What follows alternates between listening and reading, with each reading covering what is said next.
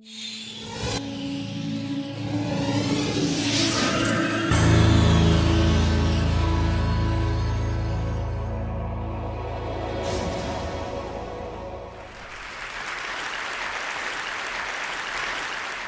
I want to start by offering you a free, no-tech life hack.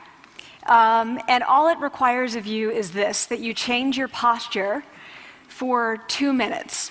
But before I give it away, I want to ask you to right now do a little audit of your body and what you're doing with your body. So how many of you are sort of making yourselves smaller? Maybe you're hunching, crossing your legs, maybe wrapping your ankles. Sometimes we hold on to our arms like this. Sometimes we spread out. I see you. So I want you to pay attention to what you're doing right now. We're going to come back to that in a few minutes, and I'm hoping that if you sort of learn to tweak this a little bit, it could significantly change the way your life unfolds. So we're really fascinated with body language, and we're particularly interested in other people's body language. You know, we're interested in, like, you know, an awkward interaction, or a smile, or a contemptuous glance, or maybe a very awkward wink, or maybe even something like a handshake. Here they are arriving at number 10, and look at this lucky policeman gets to shake hands with the President of the United States. Oh, and here comes the Prime Minister of it. No.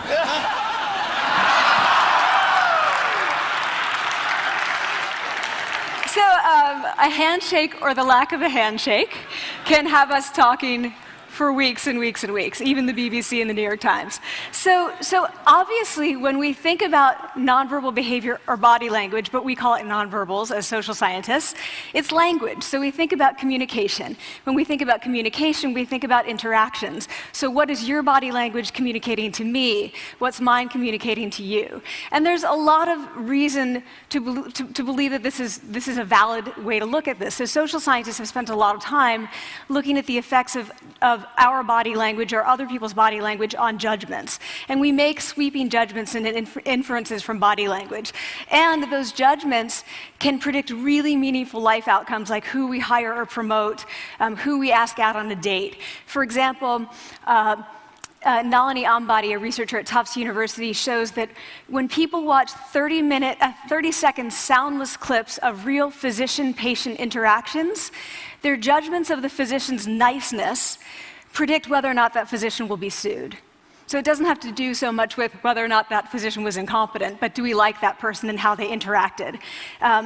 Even more dramatic, Alex Todorov at Princeton has shown us that judgments of political candidates' faces in just 1 second predict 70% of US Senate and gubernatorial race outcomes. And even, let's go digital, emoticons used well in online negotiations can lead you to claim more value from that negotiation. If you use them poorly, bad idea, right?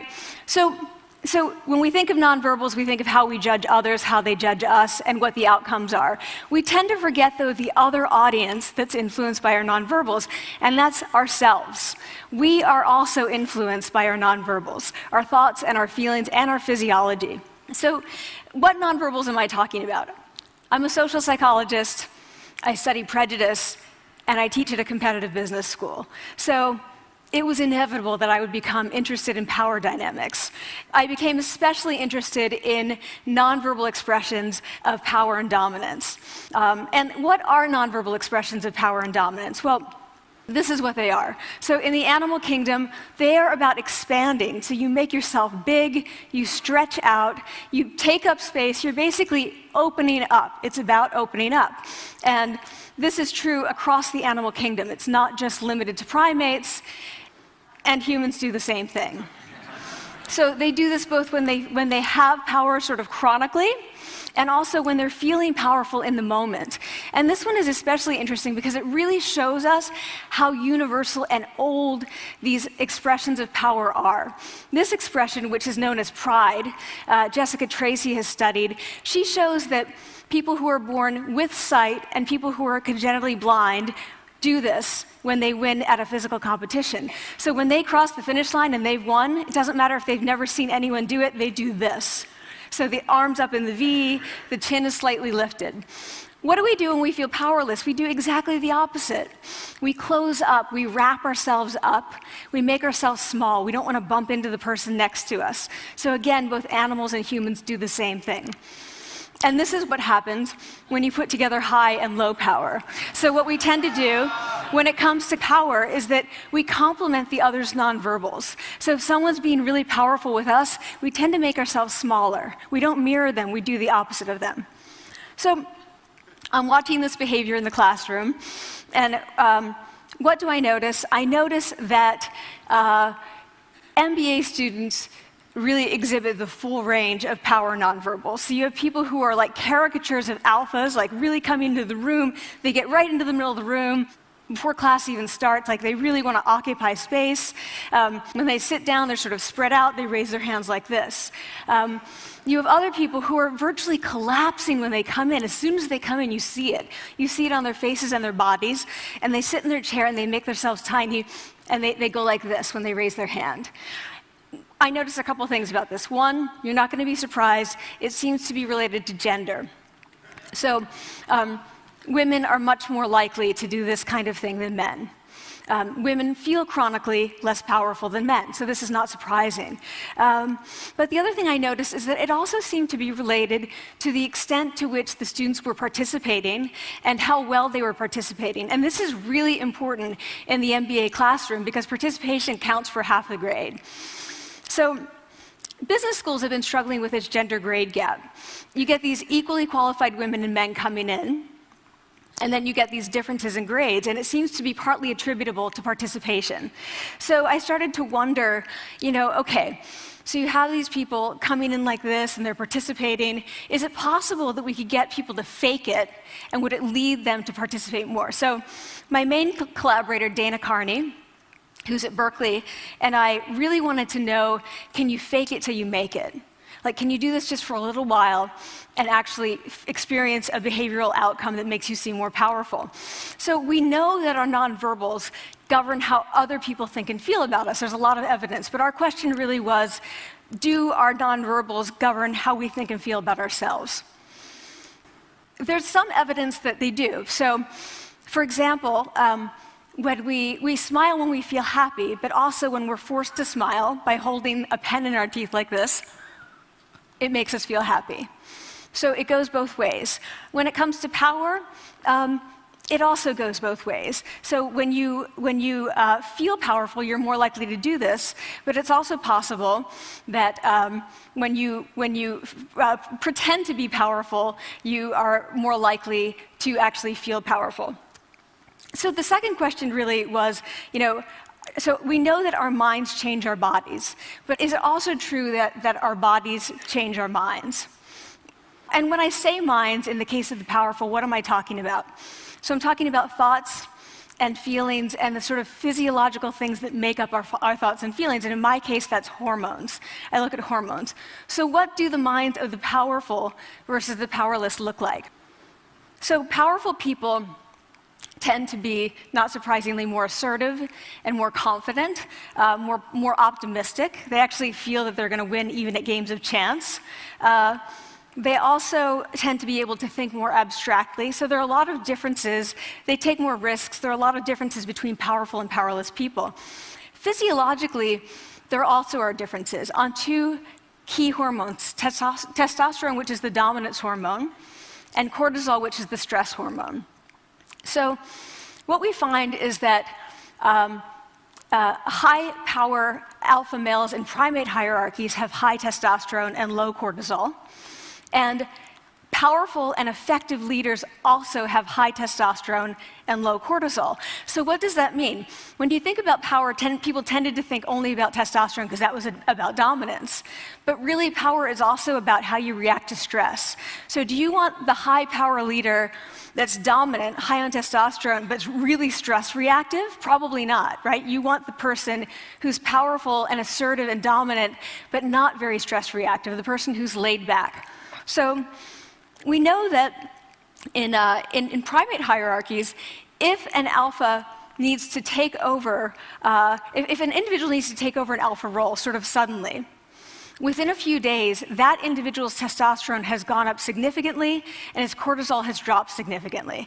So we have this evidence, both that the body can shape the mind, at least at the facial level, and also that role changes can shape the mind. So what happens, okay, you take a role change, what happens if you do that at a really minimal level, like this tiny manipulation, this tiny intervention? For 2 minutes you say, I want you to stand like this, and it's going to make you feel more powerful. So this is what we did. We decided to bring people into the lab and run a little experiment. And these people adopted for 2 minutes either high power poses or low power poses. And I'm just going to show you 5 of the poses, although they took on only 2. So here's one, a couple more. This one has been dubbed the Wonder Woman by the media. Here are a couple more. So you can be standing or you can be sitting. And here are the low power poses. So you're folding up, you're making yourself small. This one is very low power. When you're touching your neck, you're really kind of protecting yourself. So this is what happens. They come in, they spit into a vial. We, for 2 minutes, say, you need to do this or this. They don't look at pictures of the poses. We don't want to prime them with the concept of power. We want them to be feeling power, right? So 2 minutes they do this. We then ask them, how powerful do you feel on a series of items? And then we give them an opportunity to gamble. And then we take another saliva sample. That's it. That's the whole experiment. So this is what we find. Risk tolerance, which is the gambling. What we find is that when you're in the high power pose condition, 86% of you will gamble. When you're in the low power pose condition, only 60%. And that's a pretty whopping significant difference. Here's what we find on testosterone. From their baseline when they come in, high power people experience about a 20% increase, and low power people experience about a 10% decrease. So again, 2 minutes and you get these changes. Here's what you get on cortisol. High power people experience about a 25% decrease, and the low power people experience about a 15% increase. So 2 minutes lead to these hormonal changes that configure your brain to basically be either assertive, confident, and comfortable, or really stress reactive, and feeling sort of shut down. And we've all had that feeling, right? So it seems that our nonverbals do govern how we think and feel about ourselves. So it's not just others, but it's also ourselves. Also, our bodies change our minds. But the next question, of course, is, can power posing for a few minutes really change your life in meaningful ways? So this is in the lab, it's this little task, it's just a couple of minutes. Where can you actually apply this, which we cared about, of course. And so we think it's really what matters, where you want to use this is evaluative situations, like social threat situations. Where are you being evaluated? Either by your friends, like for teenagers, it's at the lunchroom table. It could be, for some people, it's speaking at a school board meeting. It might be giving a pitch, or giving a talk like this, or doing a job interview. We decided that the one that most people could relate to, because most people had been through, was the job interview. So we published these findings, and the media are all over it, and they say, okay, so this is what you do when you go in for the job interview, right? So we were, of course, horrified and said, oh my God, no, that's not what we meant at all, for numerous reasons. No, don't do that. Again, this is not about you talking to other people, it's you talking to yourself. What do you do before you go into a job interview? You do this. Right? You're sitting down, you're looking at your iPhone or your Android, not trying to leave anyone out. You're looking at your notes, you're hunching up, making yourself small, when really what you should be doing maybe is this, like in the bathroom, right?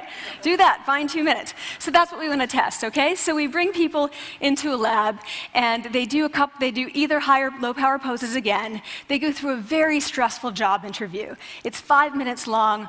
They are being recorded, they're being judged also, and the judges are trained to give no nonverbal feedback. So they look like this. Like, imagine this is the person interviewing you.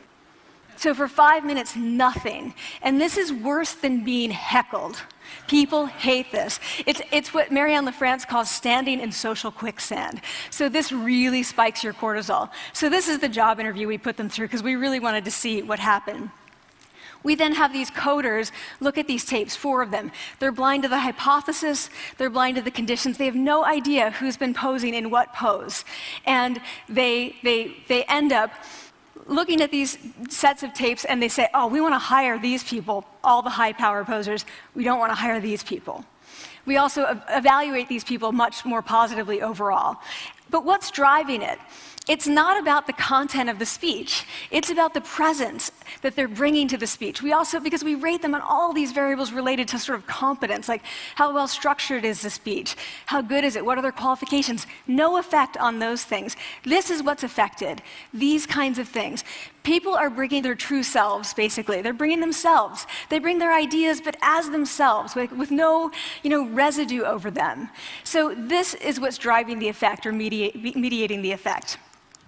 So when I tell people about this, that our bodies change our minds and our minds can change our behavior and our behavior can change our outcomes, they say to me, it feels fake, right? So I said fake it till you make it. Like, it's not me. Like, I don't want to get there and then still feel like a fraud. I don't want to feel like an imposter. I don't want to get there only to feel like I'm not supposed to be here. And that really resonated with me because I want to tell you a little story about being an imposter and feeling like I'm not supposed to be here.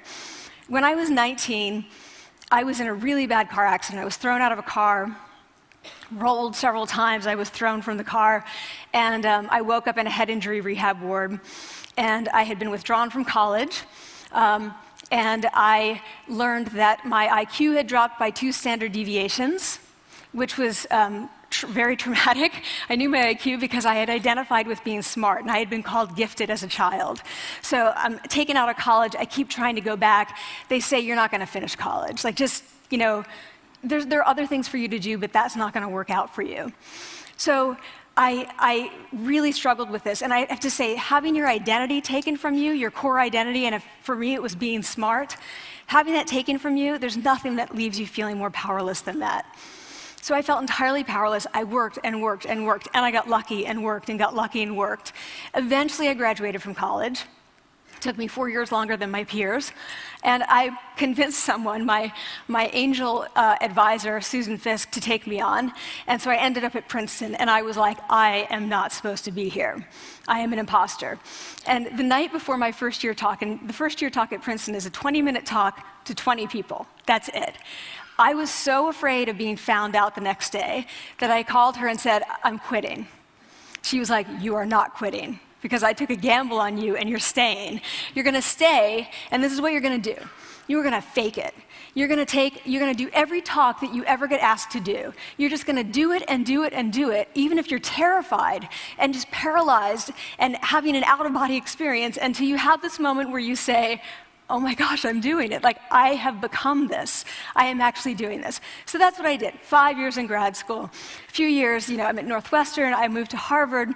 I'm at Harvard. I'm not really thinking about it anymore, but for a long time I had been thinking, not supposed to be here, not supposed to be here. So at the end of my first year at Harvard, a student who had not talked in class the entire semester, who I had said, look, you got to participate or else you're going to fail, came into my office. I really didn't know her at all. And she came in totally defeated, and she said, I'm not supposed to be here.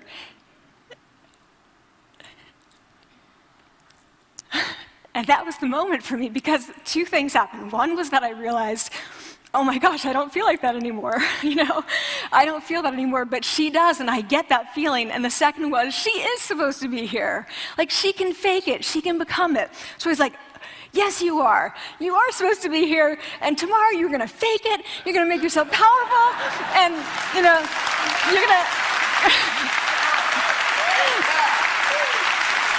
and you're going to go into the classroom, and you are going to give the best comment ever, And she gave the best comment ever, and people turned around, they were like, oh my God, I didn't even notice her sitting there, She comes back to me months later, and I realized that she had not just faked it till she made it, she had actually faked it till she became it.